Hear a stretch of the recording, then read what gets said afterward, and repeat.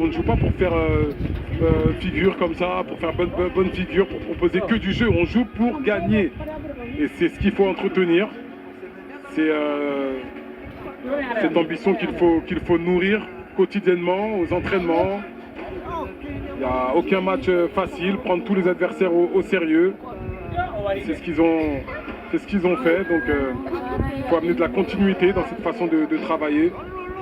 Un président qu'on félicite bien sûr, le président Sangor, mais aussi, je le dis très souvent, tous ces clubs qui forment les joueurs qui composent toutes ces équipes sont à féliciter, toutes ces académies qui travaillent, tous ces formateurs, ces personnes qui font progresser ces jeunes talentueux.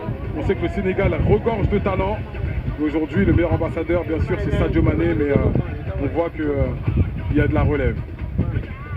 À la détresse, des Marocains qui ont tout perdu en 5 minutes, et ce coup de tête déjà légendaire de Mamadou Sawane, le joueur de l'Avenir Football Academy de Thiès.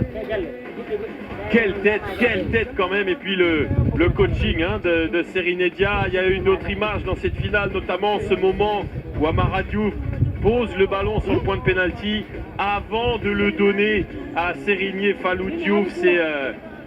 C'est une équipe qui a gagné. On a beaucoup parlé d'Amara Diouf parce qu'il a crevé l'écran, parce qu'il va finir meilleur buteur de cette compétition, mais on a vu aujourd'hui que vous avez besoin de tout un collectif pour gagner ce genre de compétition. Ouais, exactement, on ne repart pas une compétition avec des individualités, on le dit très souvent. Il en faut bien sûr pour faire la différence dans des moments clés. Il faut des joueurs capables de tirer le collectif vers le haut. Amara Diouf ne s'est pas contenté de prier.